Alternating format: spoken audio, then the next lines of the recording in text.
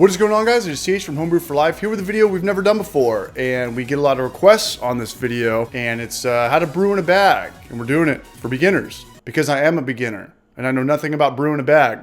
But he does. Hey, what's up? This is Trimusha from The Brew Show, and today we're teaching CH from Homebrew for Life how to do brew in a bag. We're not too worried about honing in a recipe right now or winning any gold medal in a competition. We're just talking about the basics of brewing a bag, the do's, the don'ts, how to save money, why this is a good course of action for brewers, and hopefully we end up with some good tasting beer.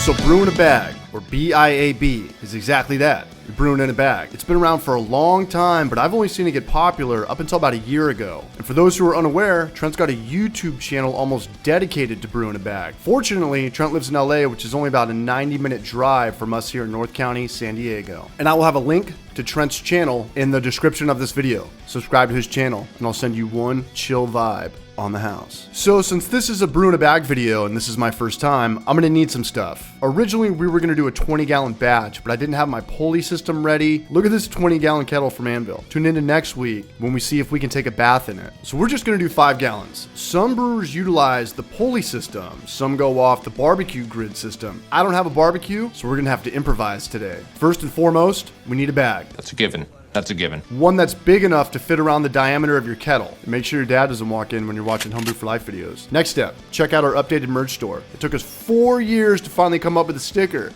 it's not even Homebrew for Life. It's the Hoppy Hour, our live stream channel where we talk about beer every single Wednesday night. We'll see you over there. Next, we're gonna need some clamps. You might already have these. Look around your garage, be resourceful. I also picked up some heat-resistant gloves. These can be optional. Trent uses his boil kettle lid to squeeze the grain bag, but it's also gonna save you any burns from hot wort. Next step, just keep watching the video.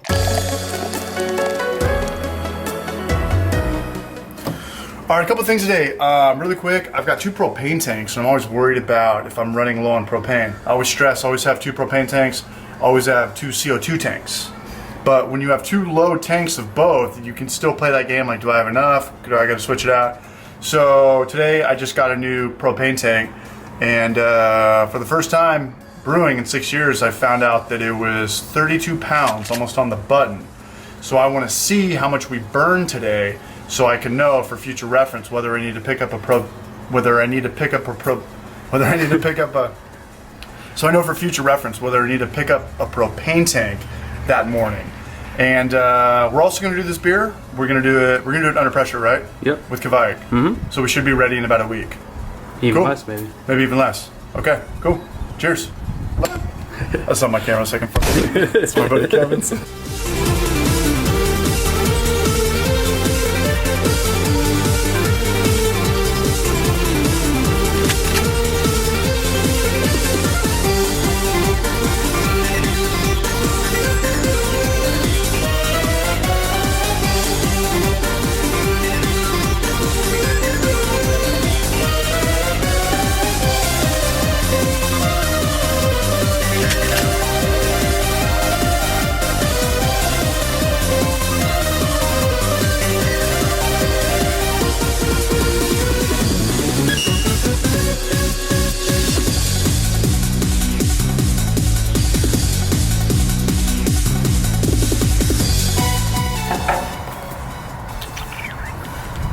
Four clamps is the ticket.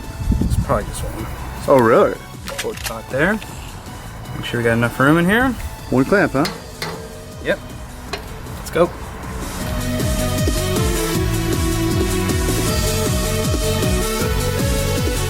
So did you put the lid on? You always put the lid on, right? I do, yes. Okay. Just to keep the heat in. And if it drops a little bit, we can always turn the flame on for a few minutes to get it back up. But we're shooting for about a 152. 152, somewhere around there. Okay, we're still we're at 158. We're good. 158? Okay. Yeah, I'll just say it. Cool. Doesn't really fit with it. We're good. On there, but No, we're good. We'll do something. So we're at about 156. okay. So we're at about 155. We're at about 155, 156 right now. We're gonna mash in for what, about a half an hour? Yeah, sounds good. Okay, and we're good on the stirring as we went? Yep. Okay. We're gonna chill for half an hour, and we're gonna let the hot water pull some sugar out of these malts. And NBC.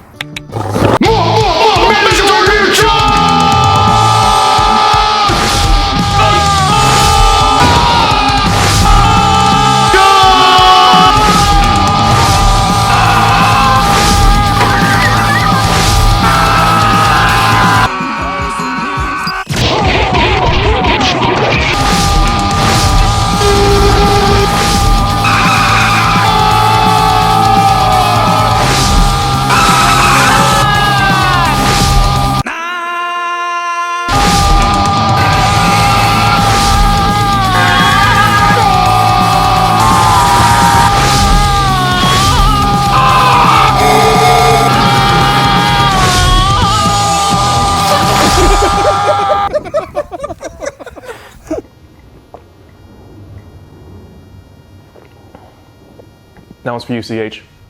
That one's for you. Talk during this, or? I can talk, you can talk, we can both talk. Okay.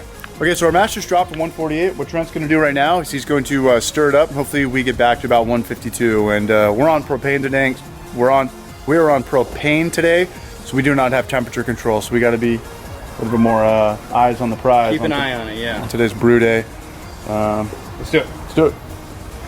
So we're at. So sometimes the temp can show just because it's only in one spot. So if you give it a good mix, it should even out the temperature a little bit. We're at 147 right now. Okay, let's give it a good mix. And you're saying we get some heat back with that? I think so. I think it's just a little uneven. The temp's gonna. It is going up. Yeah, it should redistribute the heat a little bit. It is. It's going back up to 150 right now. And if it dropped like too much, like I say, like if it dropped like 10 degrees when you're doing this, You'd have to fire it back I'd up. fire it back up, yeah. And just get it back up to where you want to be. We're at 152. Boom. With what, about 15 more minutes left? Yeah, about 15 minutes left. 30-minute mash. Oh, you know what else that I want to talk about too is like we kind of did this little clip here, but we didn't talk about it. So your bag was kind of like wider than the thing, so I just kind of bunched it all up to keep the bag, so you don't have a bunch of like extra fabric in there. Just size it up to one your clamp. Yeah, one clamp. I thought you needed 4. Nah. All right, man. Cool. All right, what's going on right now? Right, We just got done mashing. Mash just finished. What I usually do next is I'll turn on the flame again, heat it up to about 170, 180 for mash out, and then we'll pull the grains. Cool. Do we have that thing we ripped off the shelf for? Yeah, we do. Yeah. All right. So we're bringing it back up? Bring it back up. Let's do it. All right.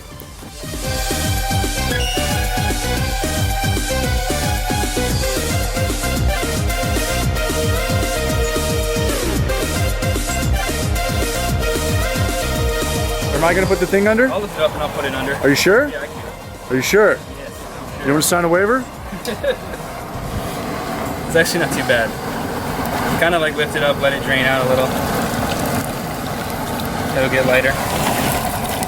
True. And then when you feel like it's good, Look at that, man. Amazon Basics. you know, we should get the gloves. But we got them. Right. We're doing a 30-minute boil, nothing too crazy. We're doing a 30-minute boil, nothing too crazy. What Trent is doing right here is squeezing the rest of the wort out of the bag, and I'm just kind of sitting back, chilling and drinking beers because I really have no idea what's going on.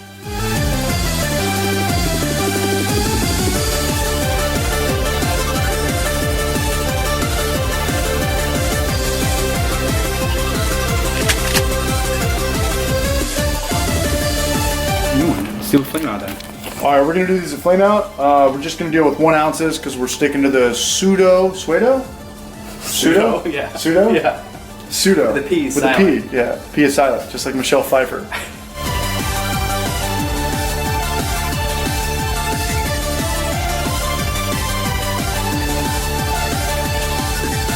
That's so easy.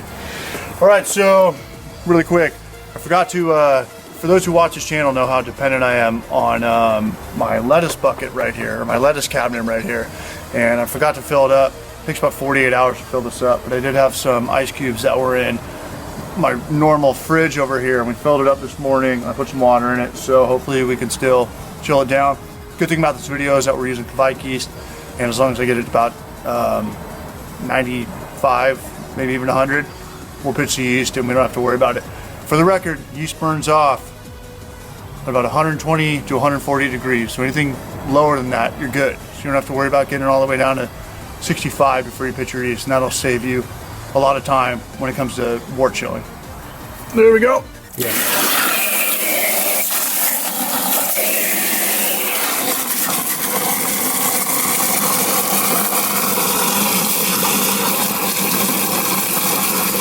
Good shot of me doing a dipper.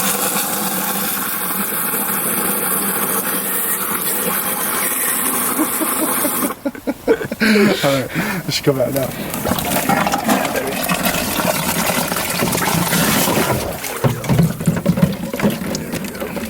Take that. Cool. There it is, man. The key to the city. Right here. Fastest way to chill. You ready? Ready. Alright, so we're gonna do that. You got it, brush. Alright, let's go.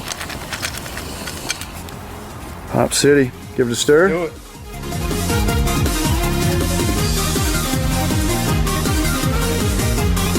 You understand? Good to go? Yep. Put this over here. This way.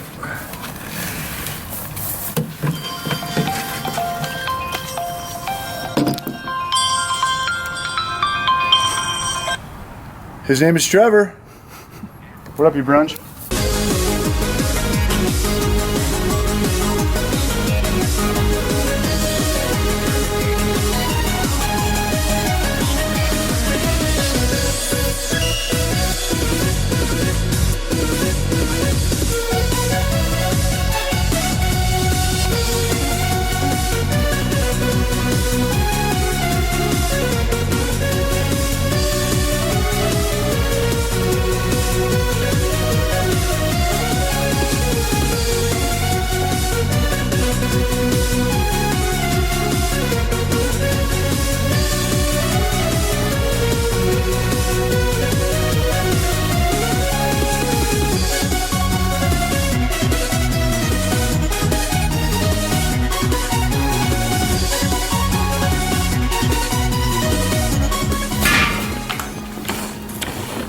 Okay. You ready? Mm-hmm.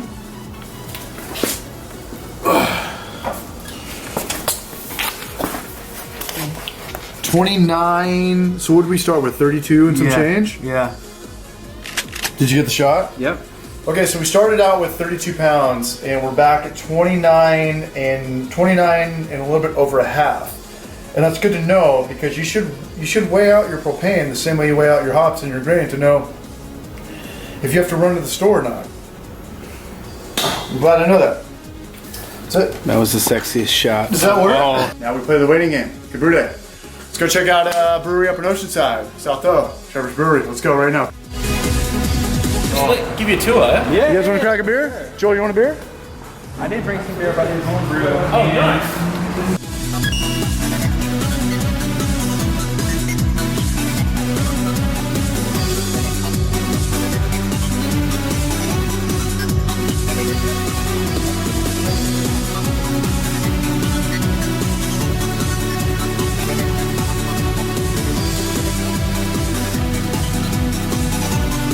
One week later.